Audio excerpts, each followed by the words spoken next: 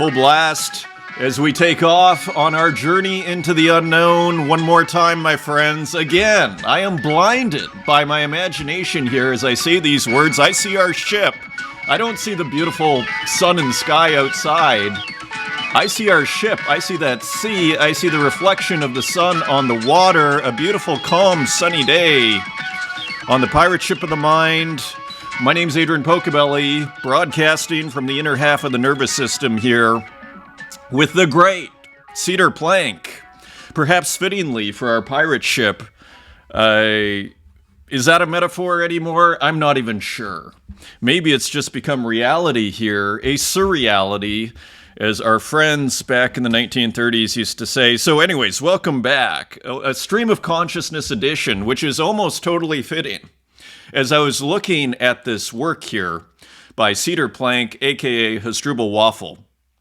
Now, what I love about this artist and this work, first of all, again, it can be difficult to understand what we're talking about and why, for a lot of people, this might be a surprise. Why would this start the newspaper of the imagination? And for me, there was just no question. It was very obvious. I mean, there were other kind of people, other works that were fighting their way here, but but it was just so obvious because it had that head-turning quality. And it's the translucent Waffles, who of course the mysterious Waffles uses many aliases and uses retro software. And what we're seeing here is an introduction of transparency into the mix here, and it's head turning. Again, it reminds me of, I've mentioned this before with Hasdrubal's work. It's like what I call the doodle style, right? I mean, it's almost like these guys, I think, or women, I'm sure. But as far as works we're seeing here right now, again, I'm thinking of Hasdrubal Waffle and Basquiat, right? The doodle style, things I did in high school, just kind of like, endlessly doodling. And here it is, doodling again.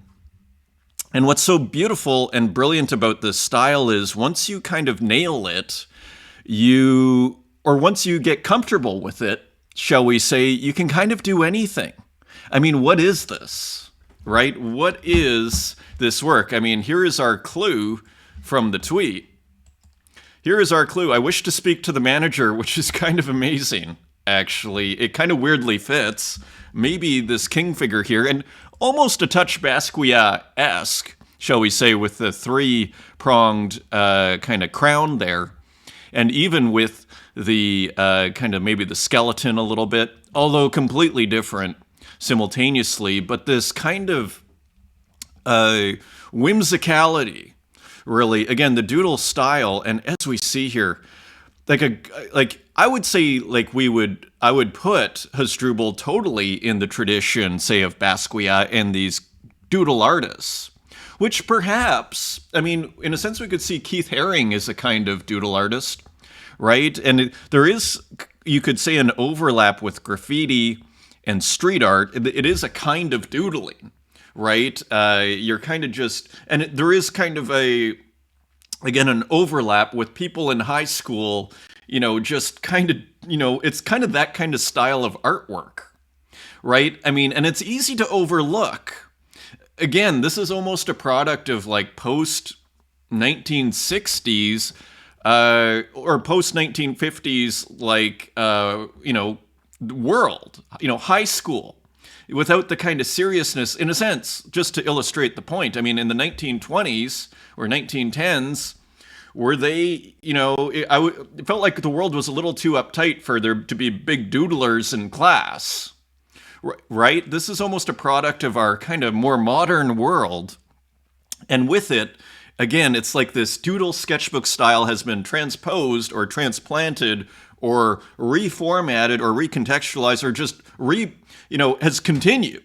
Let's just be very simple about it. Has continued onto the digital space where it's like, okay, I'm making some art pieces. People seem to like them and buy them. And I make them in my browser, oftentimes using various tools. Imagining what's going on in Cedar Plank's head here.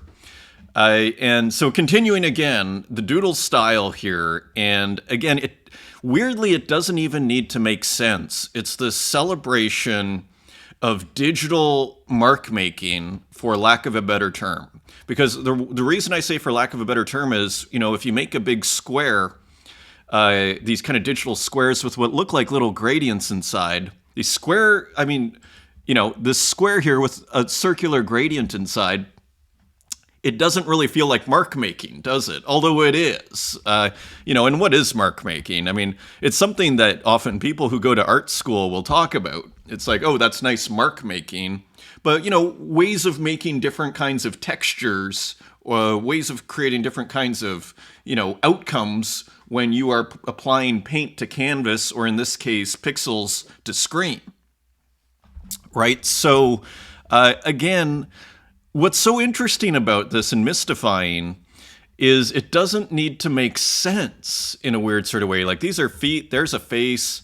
None of it needs to work because it's beautiful.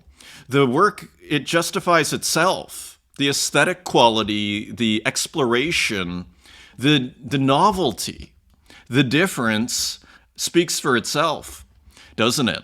And if I had to guess, this looks like a chicken, a piece of chicken or something that's been repeated, but maybe it's a person.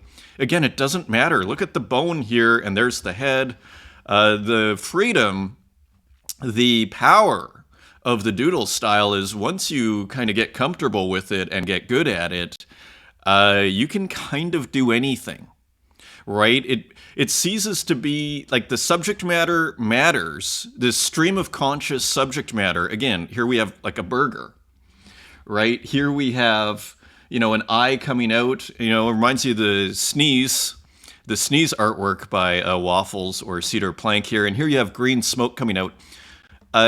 The skeleton over top of the body, again, X-ray, translucent, maybe making a commentary of sorts on the see-through nature of the style here. So all to say, just really original, interesting, and ultimately a head-turner. And what was so interesting about this as well, and maybe you had a similar experience, I assume a lot of you have already seen this work, who are on X, and who kind of follow Cedar Plank, what was interesting about this is I didn't need to look at the name of who it was, even though it was kind of a different kind of work from Cedar Plank or Waffles. I didn't need to know I knew exactly who it was immediately, and I knew I loved it before I even saw it. It was one of those things that all of a sudden you're like, this is totally new, but aesthetically something is really working here. And I would say, it's like, and what is finally here, not to go too long on this, but what is the revolutionary act here?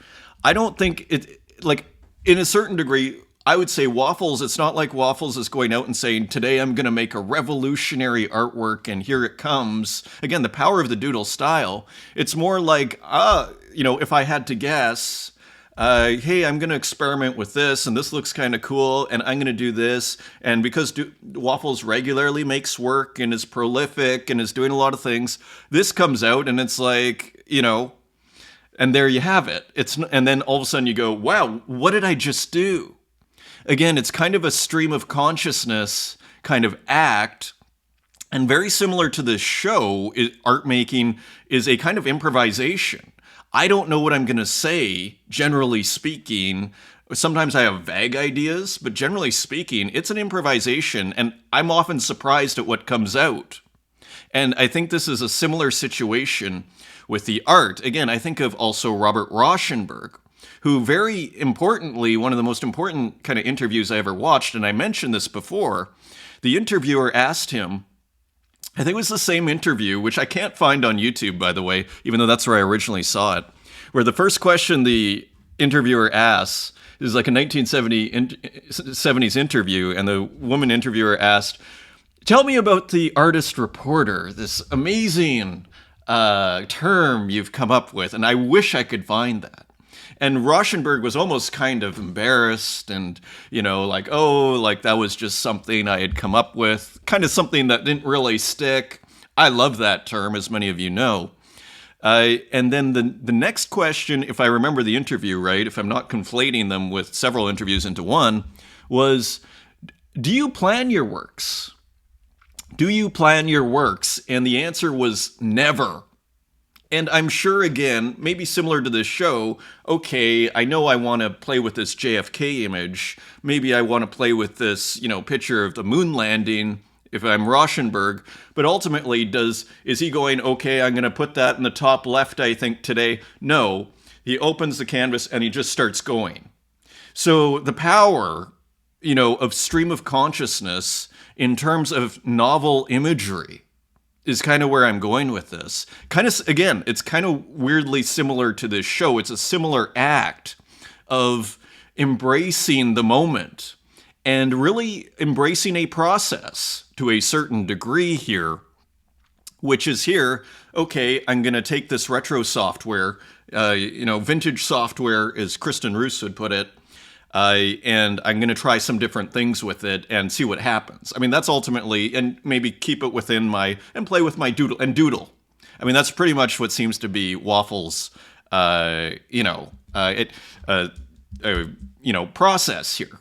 And also from the interview we did, I think over a year ago now, it feels like longer actually, but with Waffle's, Hasdrubal Waffle, again, the older incarnation, or the alias, we might say, of Cedar Plank, one thing that Waffles does is come up with the idea or the title ahead of time. Something which is actually kind of difficult, but if you're not worried about how, it's one way of working, where he said he had a text document where he'd keep, like, if he had a title, he would write it down, right? Or an idea for an artwork. So all to say, just very interesting. And again, I want to speak to the manager. I wish to speak to the manager, maybe is one of those things. Who knows? Not necessarily. Maybe just going, just while working, saying, okay, this is what kind of came to mind. Maybe this is the person wanting to speak to the manager with this lime green frame. Again, that's part of the process. Playing with, this has become a habitual thing. These frames, these very interesting frames. I think at Ed Marola here, it's orange. And here's another piece. And, I can't help but look at the signature there. Like what does that say? Max something, right? And then here, what looks like another piece of chicken, interestingly. So maybe I was right about the chicken in the last work. And this person that looks like they're made of fries with a cigarette. And again, not worrying about anatomy, not worrying about anything. This is the doodle style, but really embracing the medium. And almost it's like this idea of when you're working and recognizing that, hey, this is a pretty, it's almost like kind of like Nuv 1914, who we're going to look at in a second here, being able to recognize new aesthetic situations, for lack of a better word, new ways of appreciating visual beauty, new aesthetics, using these digital mediums, so that have not been entirely explored yet, which I would argue makes it the most interesting space in the entire world as far as visual art's concerned. Because for all of the brilliance of the painting and the physical paintings we see, and the airbrush style, not to go too long here, this should be a shorter show, theoretically. Like the airbrush style, the reason why that's so interesting is because, we have something kind of different here, right, in painting, but there's not much, whereas digital, we still have all of these tools. There are multiple softwares. There you have Santiago making his own software. Right? So that's why there's so much to discover. There are so many aesthetics, let's call it that. There are so many aesthetics to discover here. And I feel like here, again, the reason why this was kind of a no-brainer for me is like, this feels different, but I still appreciate it and I get it and it looks great. I would argue. Maybe you disagree, but I think this looks great. This is different. This is exciting. This is painterly. again, we're kind of back to this idea of digital texture. Now, here's another one. This was from March 22nd, and this is on Zora. Let's see if we can make it a little bigger. So recent works, this is using Fantavision. I'm not sure which software that, the other one looked like one of the softwares that Hasdrubal had been using previously. This is, I'm pretty sure, Fantavision here, which is a trickier software, but you see this, guy go from, not many muscles to many muscles, and this just beautiful loop that's a little glitched out, right? So Waffles really able to take, again, the anatomy doesn't need to be perfect, but I have to say, it's actually pretty good. I would say it's surprisingly good. And just on that point, Basquiat, I think, I don't know if he studied anatomy, but he had Gray's Anatomy, from what I remember. Like, he was pretty, like, he knew his anatomy, as far as I understand. And I kind of get a similar sense here. I don't know if Waffles is a brilliant anatomist, so to speak, or has a ton of knowledge, but it's actually, things do kind of work. Because when you don't know what you're doing, as many of us do, maybe the elbow will be totally wrong and it'll be really out of shape. So all to say, a hypnotizing piece and just exciting work. And so we begin here. So today, Atlas Pop is going to be talking about with Runetoon, actually, who are both putting a show together in Brooklyn, their exhibition in New York, Brooklyn Crush it is called. So that should be a ton of fun, and that is today. So I will retweet that out right after the show here, and that'll be in about 3 hours here. We will begin. So check that out, and it'll be pinned in the, it is pinned right now in the Twitter feed, in my Twitter feed, if you're looking for it. Also, big thank you to Nuv1914. Check this out. Sent to me and my mom, a beautiful flamenco dancer. So my mom was thrilled, OMG, and how beautiful is this? So what a delightful, beautiful act, and what a beautiful piece. So my mom was thrilled, flamenco won.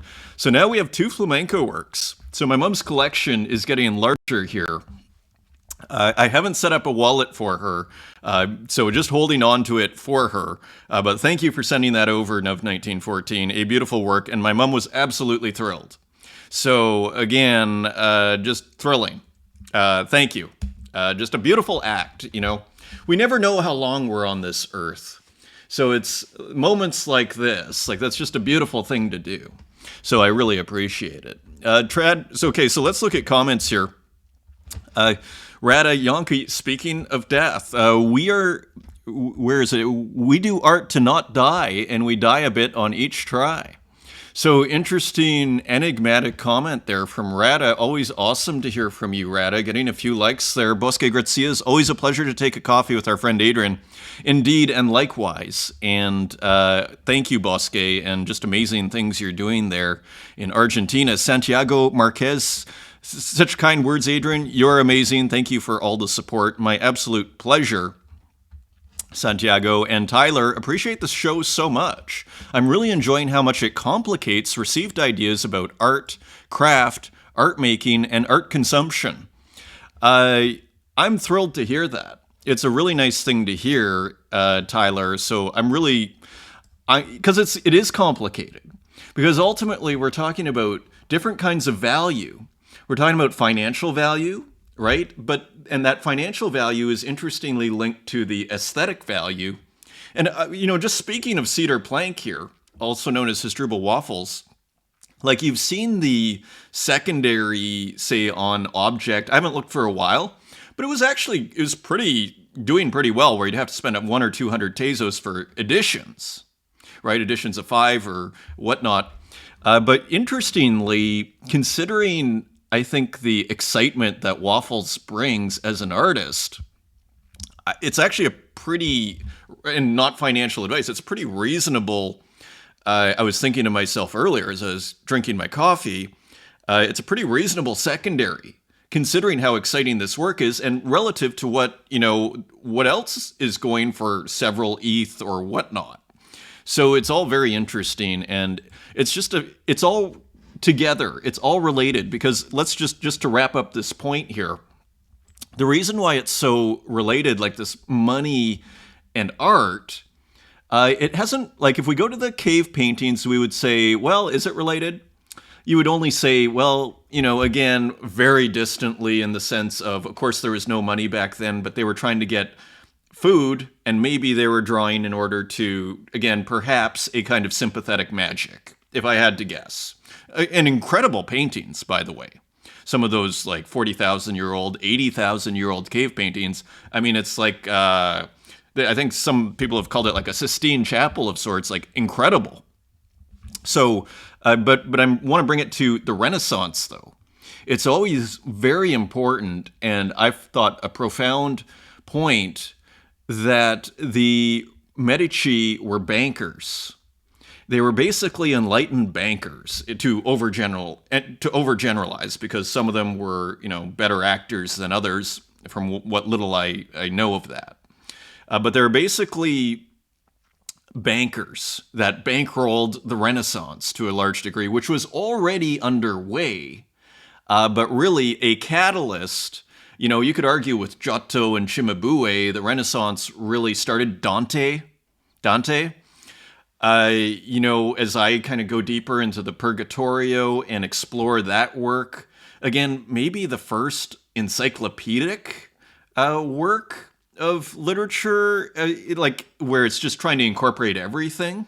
I'm trying to think of an antecedent, right? It's kind of interesting. Can you think of a literary work which was kind of trying to incorporate so much of history into it? It may exist, and I just am not thinking of it. So again, you could argue that the Renaissance really was started, with Dante, Giotto, and Cimabue, often thought of as medieval artists who got the ball rolling towards naturalism and really and beauty. Again, this idea of appreciating beauty in a new way. That's kind of like, you could argue back to our discussion on waffles, this idea of new ways of appreciating beauty, recognizing beauty, is actually where I'm trying to go with this. New ways, it's recognizing beauty in new forms, in new mediums, in new ways of thinking. So, art and civilization really are, at the core, very deeply related. And back to this discussion here, which I've gone way too long on, has to do with values, right? What is at the core of a civilization, right? These ways of appreciating beauty. What is morality? They are beautiful actions. They are actions that a society might consider beautiful, right? That it's beautiful actions. So this notion of beauty, we've talked about this before, many, many episodes ago, is kind of core. And there's a financial, and as that is valued, these expressions of beauty and the significance, meaning, as we kind of understand and come to recognize and appreciate certain kinds of deep meanings, that becomes more financially valuable as a cultural artifact of import, of importance, of significance. Right? So then again, when we go back to waffles there, and if I'm right, and we say, hey, this is kind of different and new, I've never seen anything quite like this, and then all of a sudden you go, well, that seems to have value, right? This is doing things differently. This isn't just a meme, to a certain degree, because a lot of the crypto kind of scene goes with memes. It's like, oh, well, whatever's memeing is kind of valuable, but so there's different ways. This isn't simply a meme. This is a kind of, is this pushing the envelope? That's the question I ask when I'm trying to determine, value, so to speak, in art. Is it pushing the aesthetic envelope? Are we doing something different here? Is this worth discussing or even considering, or if I really like it, paying money for?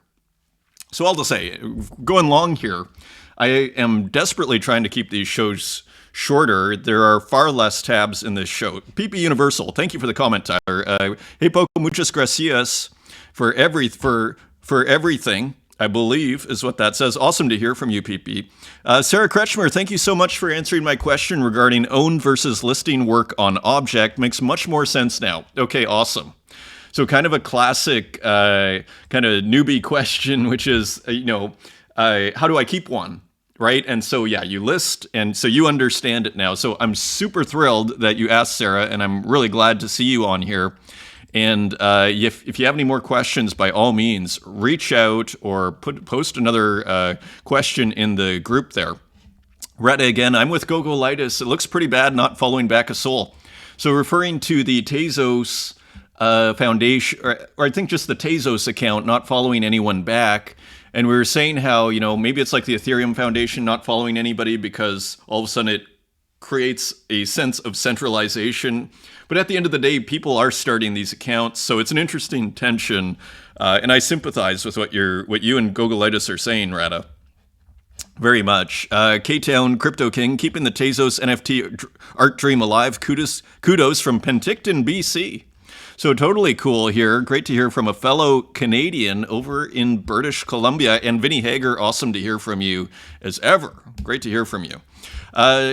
Also, very quickly, comments here on the Twitter video here. Thank you again for the support. Denise Sanchez, thank you. And Atlas Pop, who will be actually our special guest on today's show. I love you that you mentioned Dan Control's latest work, Fly, as not cheap edition of 50 for 10 Tezos each, when the equivalent cost to list on ETH would be free plus gas.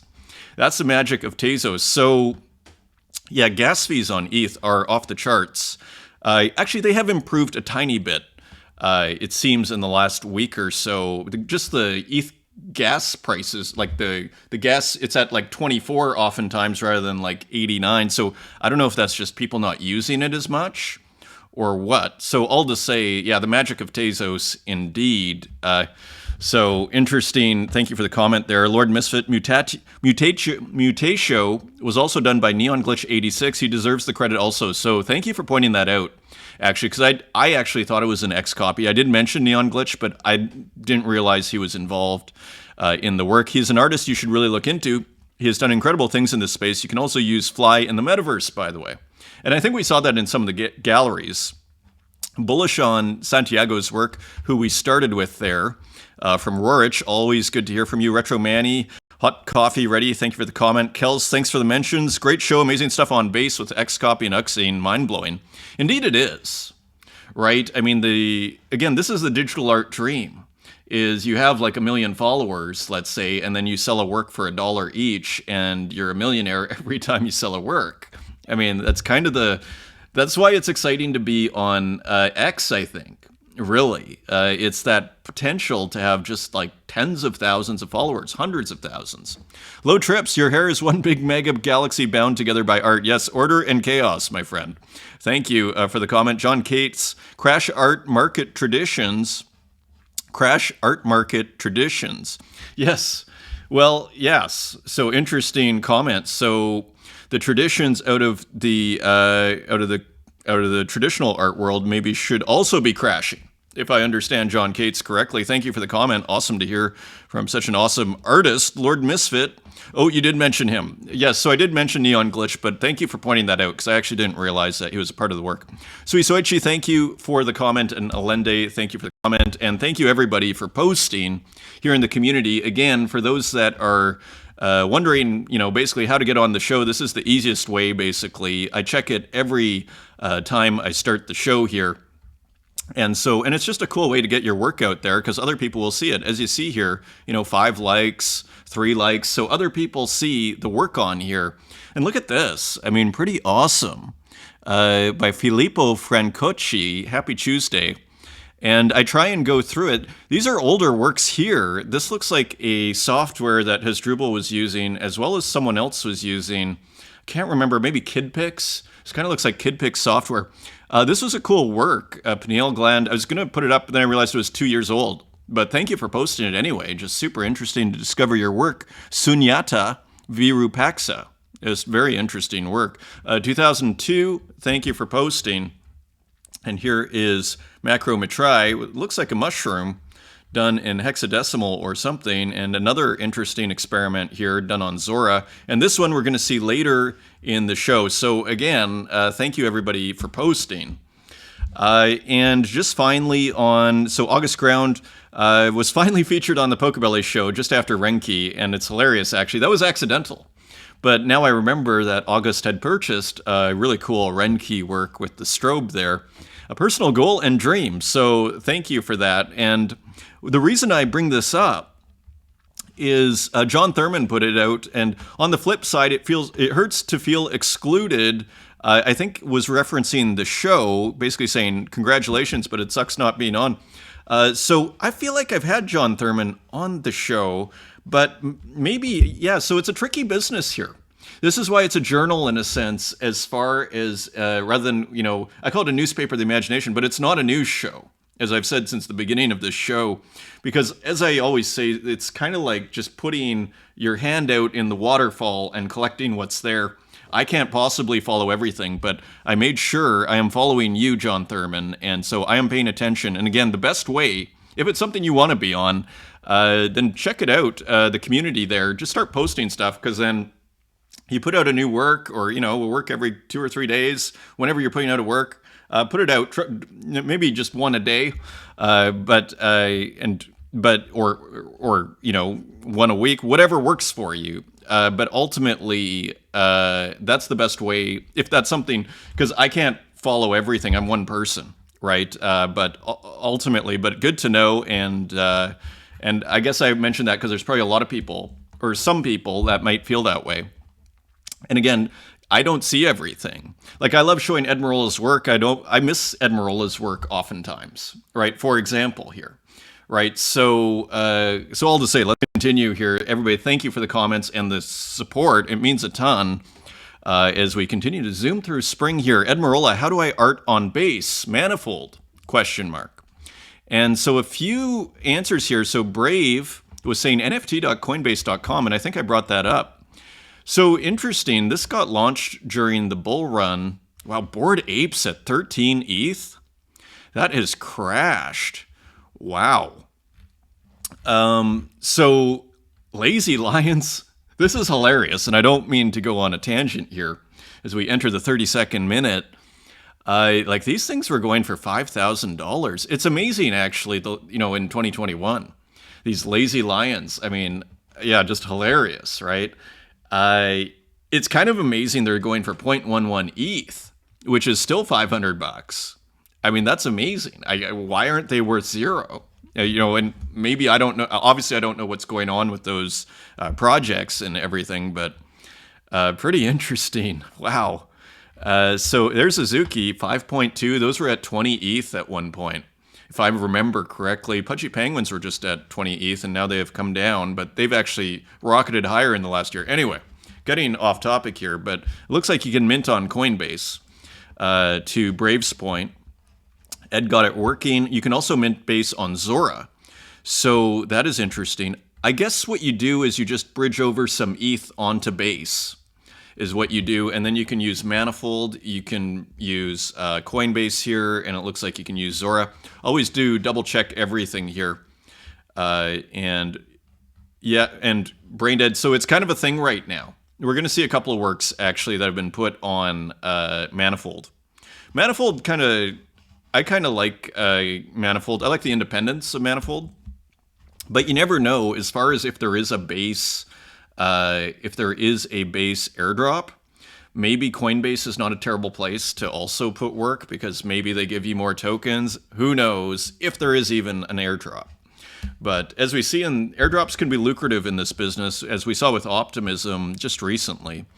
Zach from Zora, build on our Zora, get funded. Today we're introducing a new era of clarity for retro funding. The collective has allocated a total of 850 million Optimism. I mean, Optimism is at $3 a coin. Last I checked, $3.50. Let's call it $3. That's like $2.5 billion. To incentivize impactful work across the Optimism collective and the superchain. So, not exactly. So it sounds like it's a retro funding. Maybe they gave Zora a bunch of money. I don't know, but that's a lot of money. That's billions of dollars, if I'm not mistaken. Like $2.5 billion. So Optimism, Optimism's pretty impressive, I might add. Like, as far as using it, it's fast and it's cheap. So it is impressive. It seems like the most exciting layer two from my experience. Gianluca Smagoni just putting a work on Zora here. So the genesis. So moving on or adding Zora, going multi-chain, which really interestingly, multi-chain has become normalized. And the reason I say that is because when I started this show, it's getting on 2 years. In August, it'll be 2 years. That was not the case. There is very much a ETH-centric and a Tezos-centric world, and maybe a Solana-centric. And for artists, I remember to move from Tezos to ETH was kind of a big deal. It's something I've always advocated to go multi-chain for the obvious reasons that there are different collectors on different chains. There's, it's just it's hedging, it's diversifying, it's just good business management of yourself as an artist, as a business, art as a business.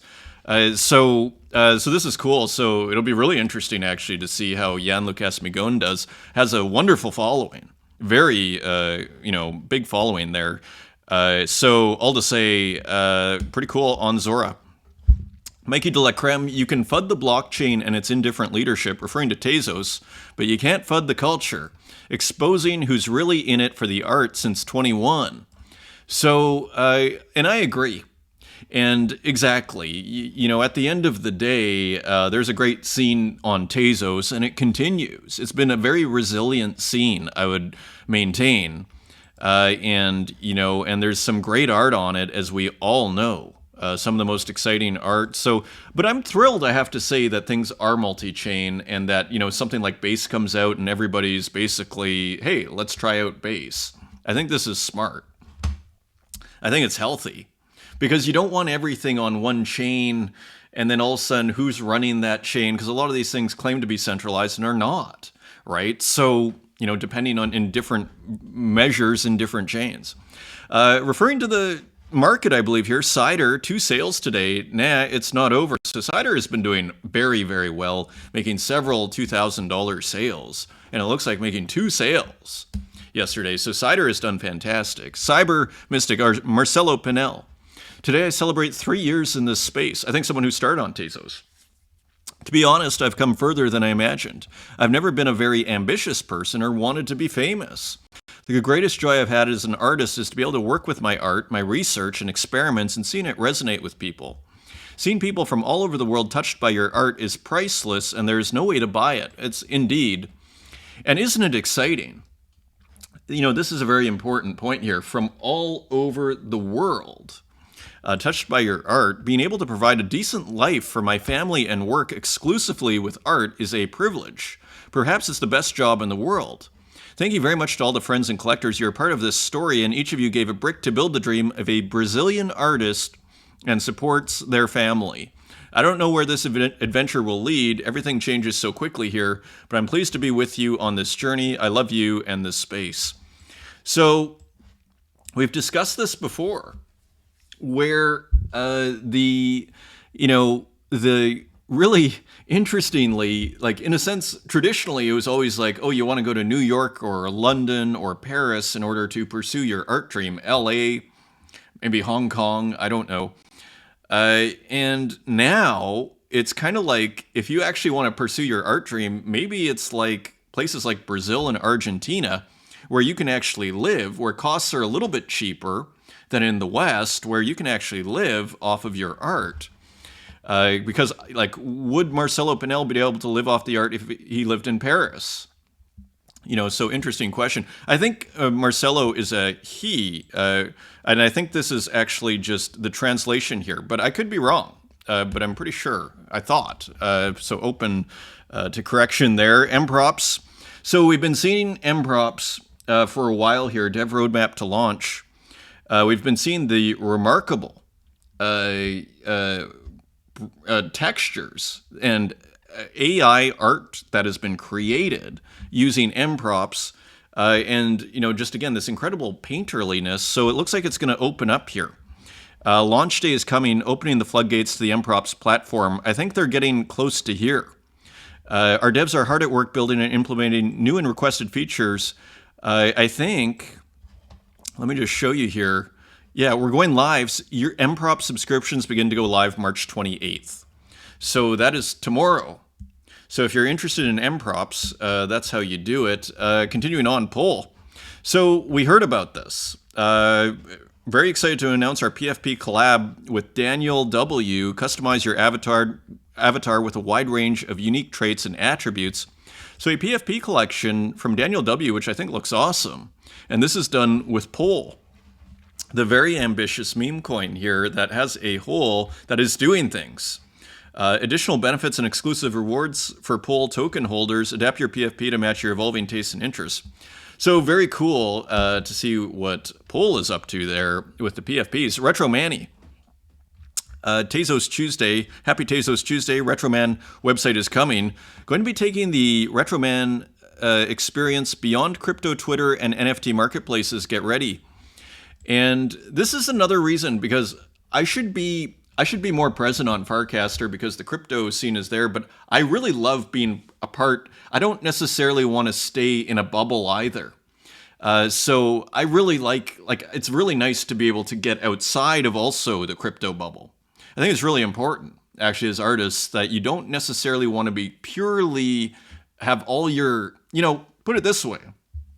I mean, one way to look at it, some of the Elliott wave theory financial investor, speculator types, forecasters, they see a big, massive bear market in crypto in something like late 2025, 2026, where the fifth wave, who knows, right? But all to say, I thought that was an interesting thing, because all we've seen in crypto really is basically to the moon, and then with big kind of drops in between. But really, it's been kind of a straight path where they're expecting a secular bear market. In other words, a multi-year bear market in crypto.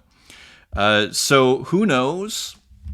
But all to say, from this kind of diversification business perspective, it's nice to be outside of the crypto bubble. That's why it's great if you show in a gallery, you get your work in a museum as a digital artist, and to not have everything kind of based on this crypto scene, which has been, we have to also recognize, insanely generous.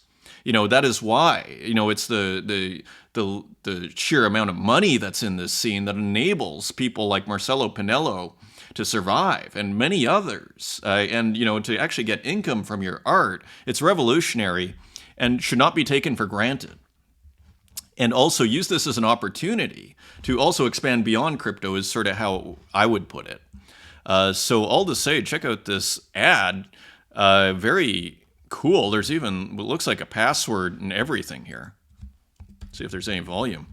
So looking pretty impressive from Retro Manny, Retroman Universe, and here, just another ad. The CD, I love it. Hitting the gas, I love it. Kind of vaporwave colors, beautiful. How are we doing? 43 minutes. Yes, and this was sent to me also.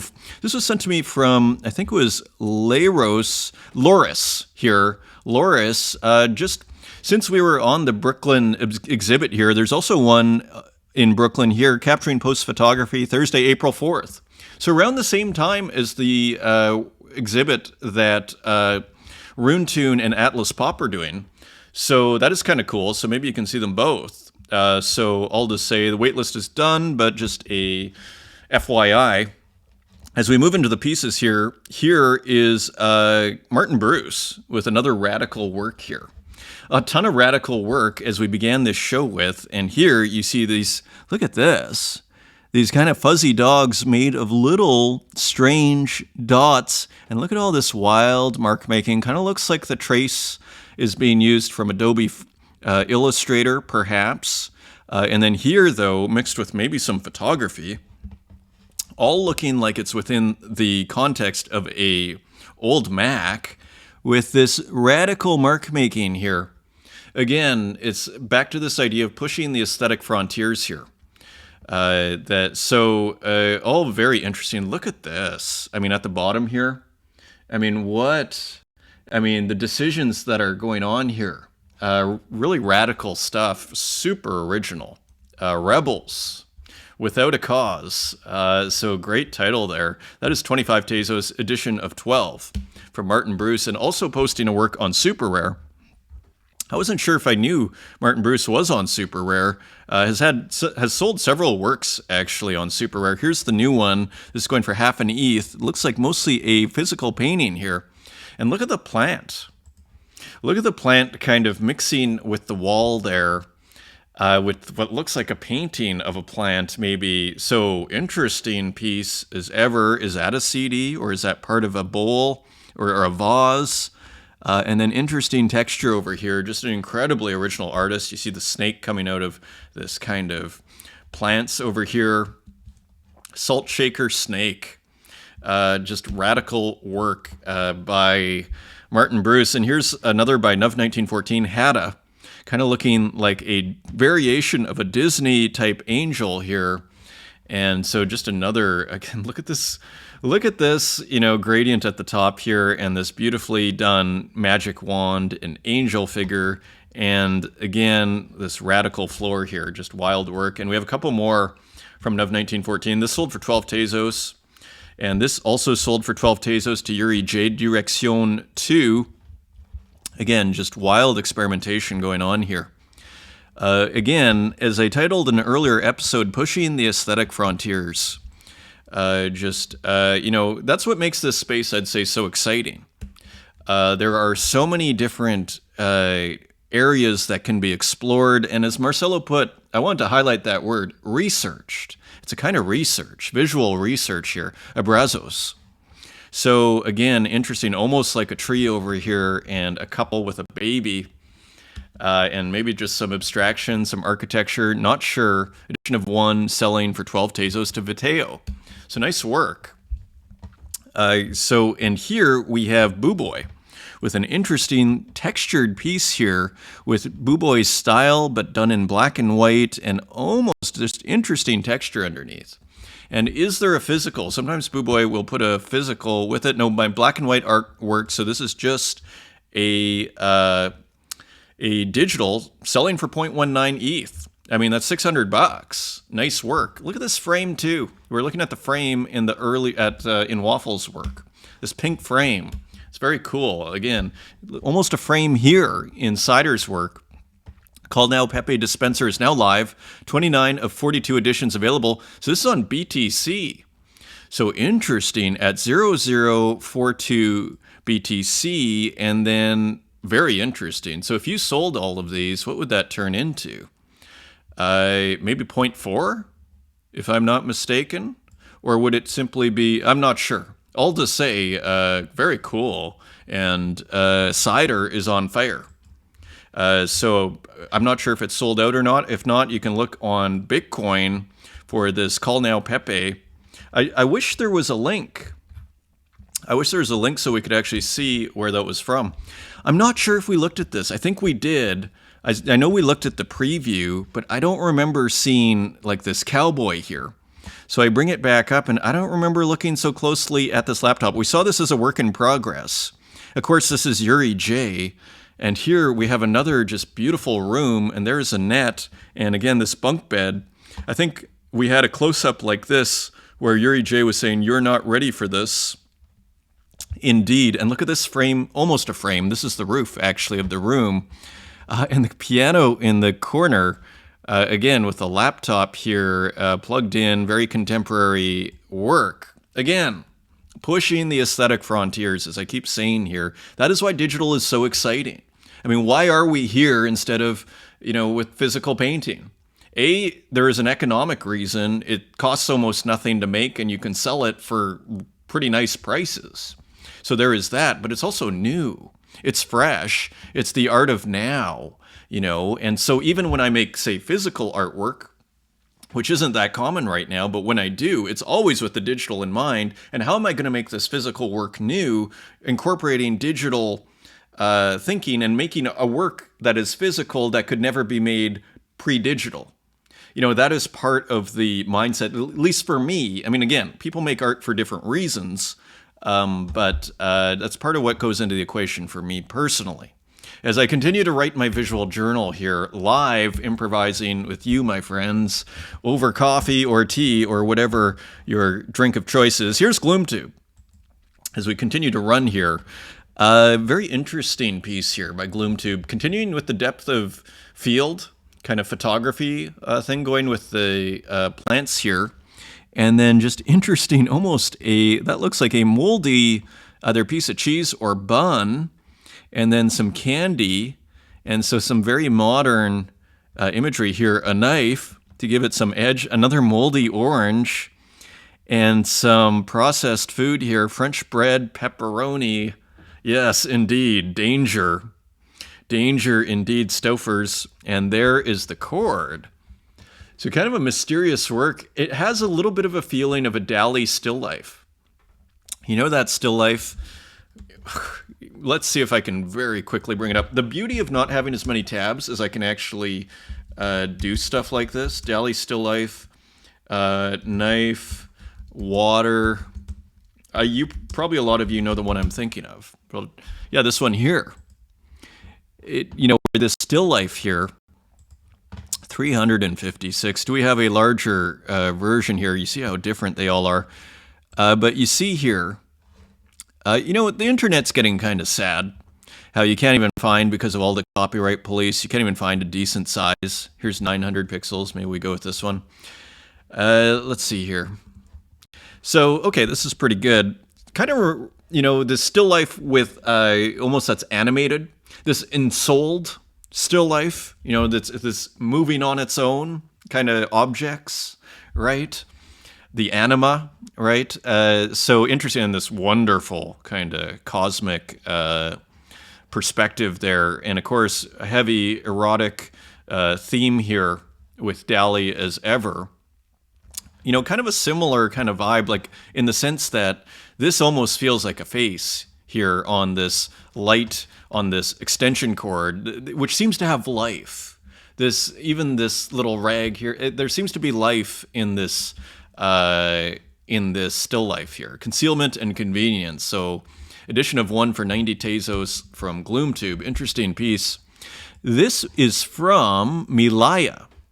Interesting piece here, just posted on X, and look at the heart. So again, trying to bring in new artists when I see them. Really cool work here, kind of old cell phone, just kind of a wild work. I assume this is digital, but a really just kind of fun juxtaposition of different objects and everything. So there's one from Milaya pinned on her X feed profile. And here's Geek. Kells meets Geek, kind of a nice painterly work here. It almost looks physical, doesn't it? But I think, or is it physical? It's actually getting hard to tell, isn't it? Look at that little surveillance camera there. Very hard to tell if this is physical. Do we have a clue? This is one of my first paintings that I truly like with different technique. This piece, it's meaningful for me. So this is actually a painting. It really has Geek style to it, doesn't it? So very cool. So again, it's very interesting to see digital artists working physically because they're going to bring something different to the table. This is a composition that is from someone who's probably used to making compositions digitally, right? And even just working and mark making digitally. So then they go back to painting. So interesting, very carefully and nicely painted work there by Geek. Kells meets Geek. And that is 8 Tezos. Continuing on, we have one from Lord Neutron, a 1 of 1. This is on Foundation, and this is available for 0.1 ETH. So I think pretty reasonable price for a Lord Neutron work, and just another kind of wild work here with the skeleton. Again, I'm never sure how Lord Neutron makes their works. What's so interesting about Neutron's work is the different kinds of mark making. Like here you see a certain kind of mark making, like a spray, kind of soft shadow. Here you see, maybe we can bring this bigger just quickly here. Here you see like texture and kind of a hard outline. And again, just different kinds of mark making. Like I'm always back to, I have no idea how this was used, what was used, and everything. So again, we're kind of back to this idea of new visual experiences. Also the name of a former show we've done here. This is also, that is kind of what I'm getting to, these kind of new aesthetic experiences, new visual experiences. So beautiful work from Lord Neutron on Foundation. Here's, I think, a work in progress, I'm not sure, from Limbo, because usually they're animated. This could work on its own, just as a still life here. An interesting start game. So almost looks like a video game inspired work, and classic, almost eyes in the sky from Limbo here. And here's a mansion. Again, almost looking like the beginning of a video game. So cool work. Look at that. 224 likes, 47 retweets. Great job by Limbo. Cushkeeper. So this is from an artist I hadn't seen before either. No Easy. So just an interesting illustration here. Kind of psychedelic, kind of contemporary here with the cold storage wallet and for crypto. And here's smoking something, and interesting kind of colored, almost like that work we started with the green smoke on the cigarette there and everything. So just an interesting work here. Again, kind of retro cell phone, machine gun. So this is an edition of 12 for 10 Tezos each, and already 6 gone. Interesting, so nice piece there. Burka Bayram, Waiting for Godot. Is this new? March 26, 2024? Cool. So Burka Bayram does a treatment of Waiting for Godot. How fun is that? And just classic, beautiful work here, as we see, and I believe these are digital, right? And so just classic Burka Bayram style, treating a famous book, kind of hard to read. It's kind of notoriously boring, but that's kind of part of the joy, I guess, of Samuel Beckett's Waiting for Godot. That's kind of part of the point. So it's kind of one of those interesting avant-garde works, isn't it? Kind of a great idea. It's interesting, though. How enjoyable. Would you want to see a play of Waiting for Godot for those that have read it? It's an interesting question. Would you find it as funny as it's trying to be? It's interesting to think of how these works are standing the test of time. Is it kind of too full of itself as an artwork? Is it not as funny as it's trying to be? Or is it actually, I'd have to revisit. I haven't read it in 15 years. Interesting question. Daniel W., The Night Watchman. So continuing this corporate dungeon series, and it looks like something is happening in this kind of print-inspired work here. Digital artwork, of course, Daniel W., I believe, out of Brazil. Is this hell? Are we in hell? So kind of a haunted horror work. And look at that. Look who is waiting at the top there. Cool work. Nice frame there and everything. For Tezos edition of 18, and selling multiple copies there on Object. Here is Blue Retina, Serpenticon. So, of course, Blue Retina, well known for using this blue and even this kind of orange and yellow.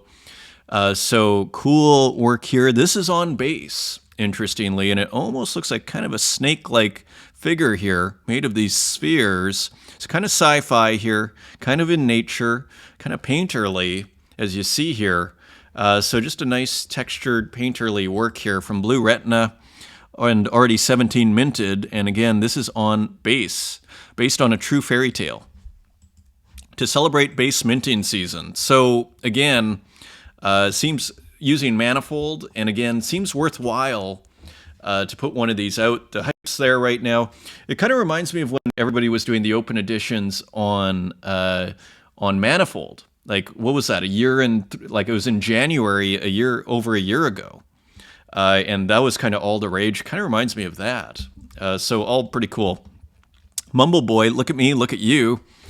So here, just an interesting piece by Mumble Boy, kind of looking representational of two figures here, really originally done. And of course, as we saw with Mumble Boy, using physical and digital in combination, going back and forth, as far as I understand, and creating these incredibly original works. As you see, a very digital gradient here as we go down. Just very interesting work. Again, this is 8 Tezos edition of 2. And here is LXTXCX, and this was bought by Somfei for 21 Tezos edition of 1, Desktop Nightmare. So, of course, we recognize this artist's style, kind of a print feeling to the whole work, and just really cool kind of artwork, isn't it? As we zoom out here, kind of a window and kind of a reference to computers here, desktop nightmare. So interesting play on desktop and kind of vaguely, again, feels like a computer desktop. And even here, these little arrows give the sense of a, some sort of media player or something. So interesting work there, kind of ambiguous, poetic. This is Etkin Sapphire, just a cool work here, edition of 1, selling for 20 Tezos. Kind of just a beautiful, serene artwork. Is that what it's called? Sapphire is the name of the artwork. So as you see here, just a palm tree with like a classical arch here, or almost like a Triumph style thing, but actually just modern architecture. But with reference to the old, and just on a sea with a pool here, kind of vaporwave colors, just beautiful work. Here is Retroman cutscene. Welcome to Orion. So let's get this going.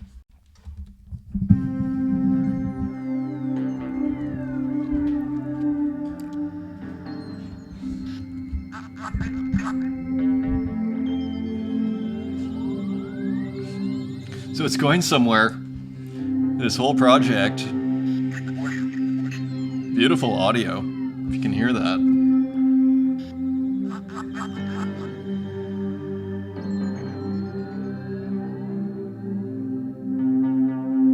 Kind of serene, isn't it? Kind of wonderfully serene Orion Starbase with almost what looks like Sanskrit there. I took first year Sanskrit. I used to be able to at least sound the letters. So interesting. Retroman cutscene, welcome to Orion. That is sold out. Nice work. Or transferred. Transferred over to probably previous collectors. Nice work, Retro Manny. Kyle Flemmer, another interesting piece. Nebulae. Just fix the mic here. Carefully fix the mic. Nebulae, NAPEL, North America Pelican. So interesting. So what this looks like, right? Let's just, we can't zoom in any more than this. This looks like the tiles. This looks like Kyle Flemmer is using the tile making kind of function in Aseprite and making Kyle's own tiles. And then kind of creating these interesting, like here it's North America. It kind of looks like a constellation, but different. But it's a map. It's kind of ambiguous. Very interesting work, and selling to Solar Bones for 7 Tezos, edition of 5. Series 1, pretty cool. Here's another work on base. Who is this? I'm not sure who the account is. I found it on X, and then I clicked the link. Total minted 2. Now, is this on base? Yes, it is, as you can see here. So selling 2 already at 0.01, so not an insignificant price there. And so cool work on base, interesting artist. I wish I knew the name. Symphony in Pixels.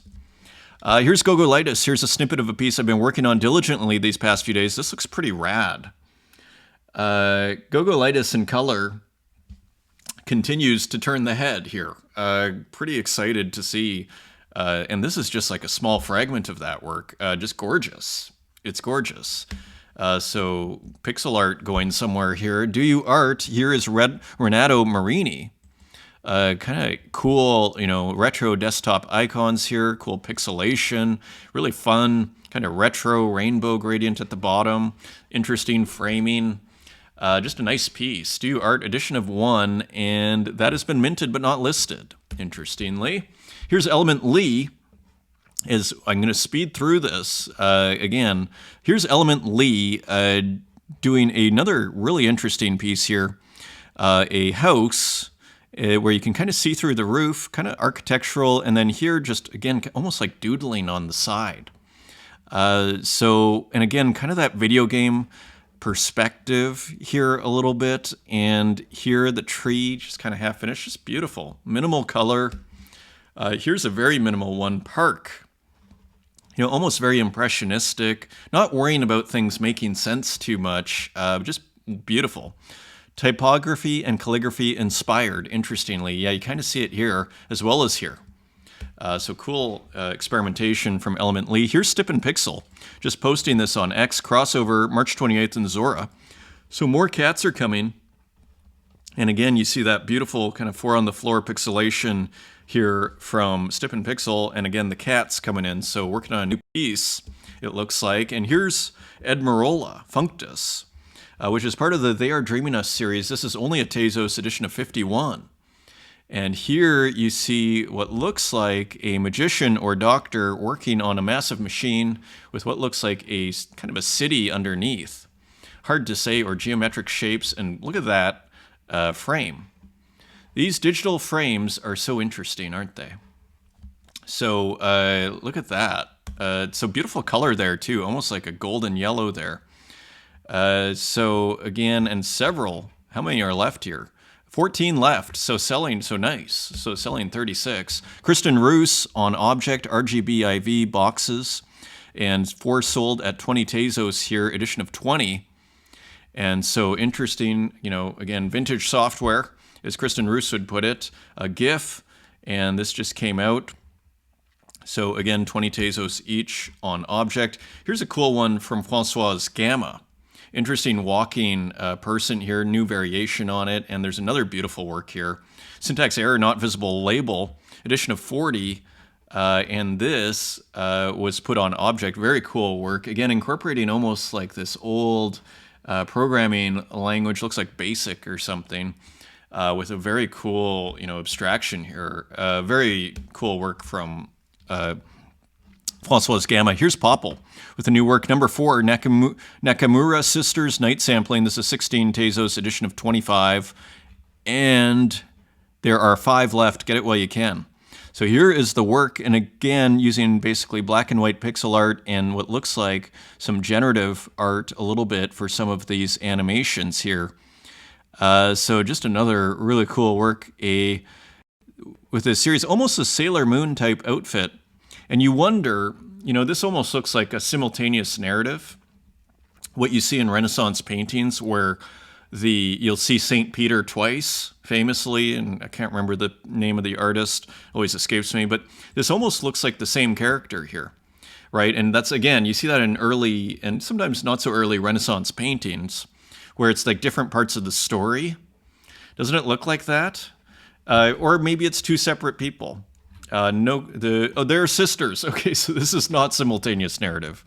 The Nakamura sisters, Katie and Anzu, ventured back to their half-demolished old apartment to retrieve the secret meat-infused miso juice for the special school lunch party. So pretty cool, and just rad artwork from Popple as usual. Here's Cap'n on 0.01 ETH on Zora, 2 minted so far. So nice work from Cap'n. And again, this was on Zora.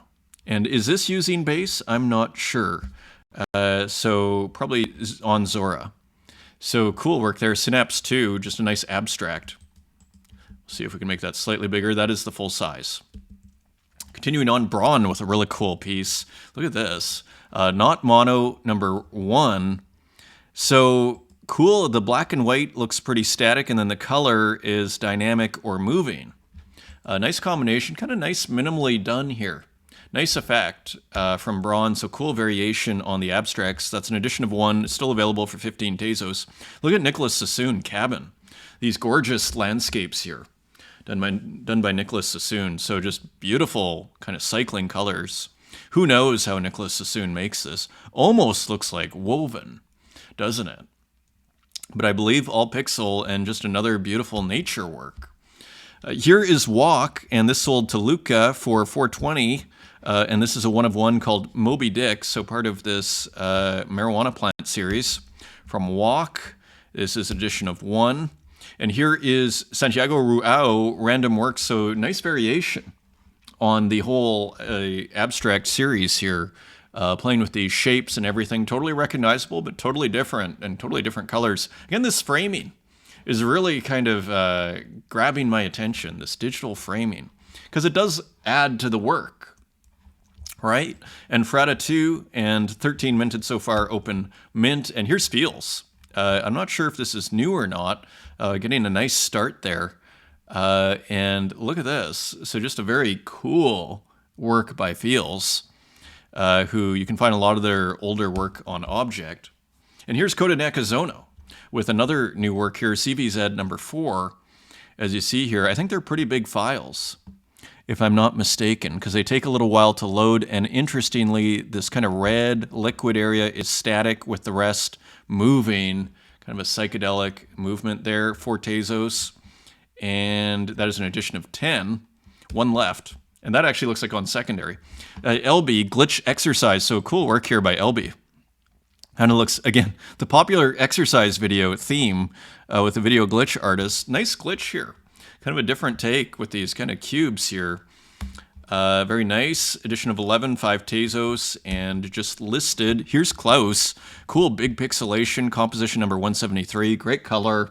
Continuing. Look at this beautiful violet, dark, almost desaturated violet in the black background, you know, contrasting with the saturated there. Again, these nice, huge moving pixels. Beautiful work. 21 Tezos. Here's Renki with a couple here, continuing this kind of wild series that we've been looking at.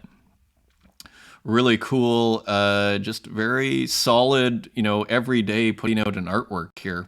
So we have a couple. This one's red and just minted, and not worrying about listing them, interestingly. I mean, that's a whole other strategy that is possible. Like, let's say you're super bullish on your art and the long term and this space sticking around. Maybe you don't even want to sell it. I mean, I think a lot of us have actually had that thought. It's sort of like, I don't need to sell this. Maybe I'll just mint it and not worry about it. I don't need to do it necessarily for the money, you might think to yourself, right? So here's another one, Yukui. Edition of 1, and let me speed through this. I really want to shorten these shows here. So again, using blue here. And here's a cool work by Sky Goodman on Zora. So my feed in Zora is starting to populate with people I follow, so that is awesome. So look at this. So this is on Zora, cool variation here from Sky Goodman. A sneaker, Air Force One psychedelic colorway. Look at how great that all looks. Just a nice product, 159 minted. Great job by Sky Goodman here, who I am working to get on the program. Once Sky is a little less, Wednesdays are tricky for Sky. This is the reason. Parsamostagim. Look at this on Instagram. So look at this CGI. I mean, this looks like a real sculpture, right? I wonder how hard it would be to turn this into a GLB.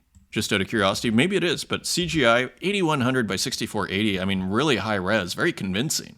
Looks photographic, doesn't it?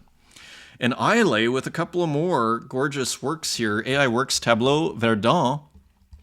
Not sure what that means. Minted for the Tezos Art vending machine, Lume Studios event. Again, I think this is using, if I'm not mistaken, M-props, where you get these incredible, you know, brushwork. This incredible brushwork.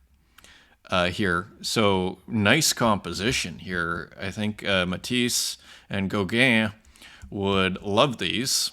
Here's another one. Look at this. This wild table here and this great plants in the background underneath. Interesting color, beautifully painted.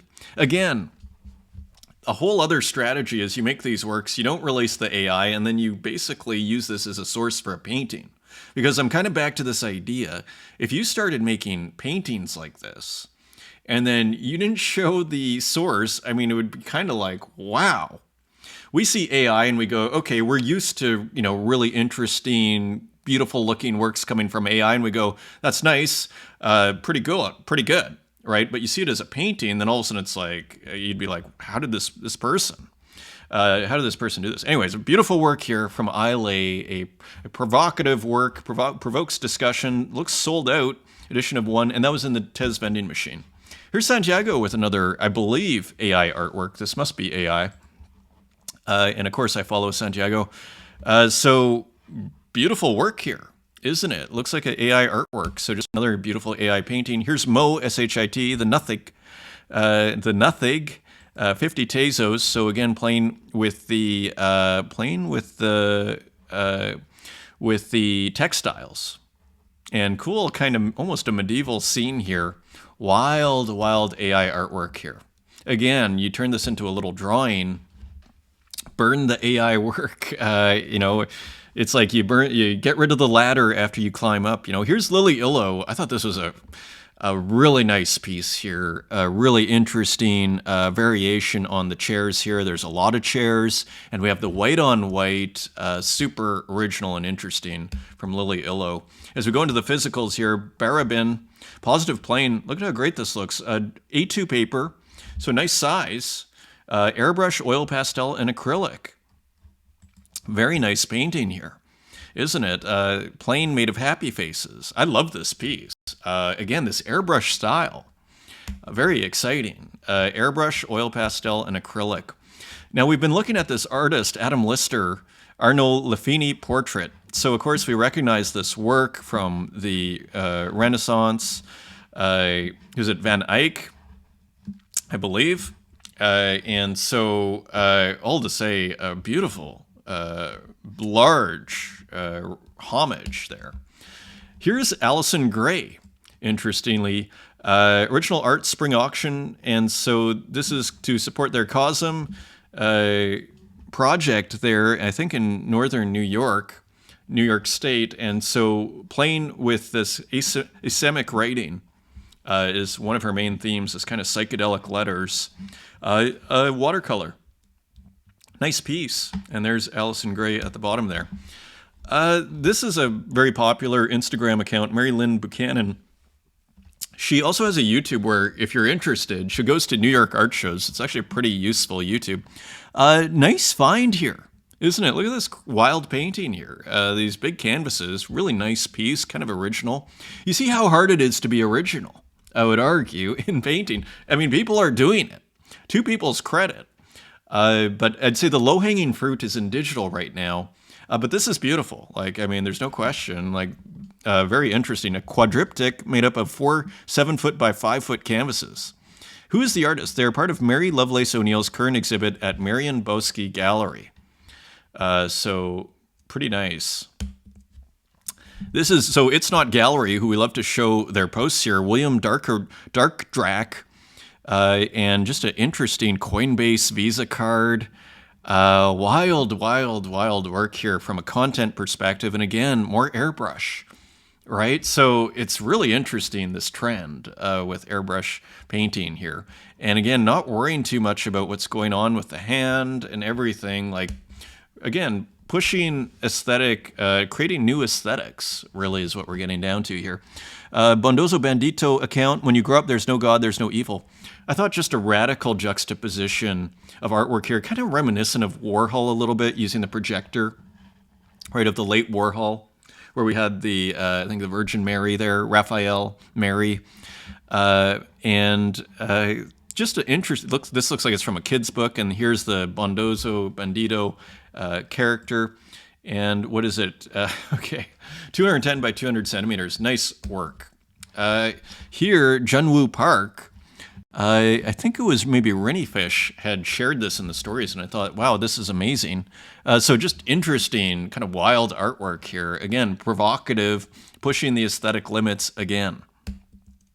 And one more here. This is Walk with a beautiful kind of emoji here, just expertly, masterfully done as ever, as I keep saying here. So beautiful work by Walk, posted. Looks like it's on a canvas or a piece of paper.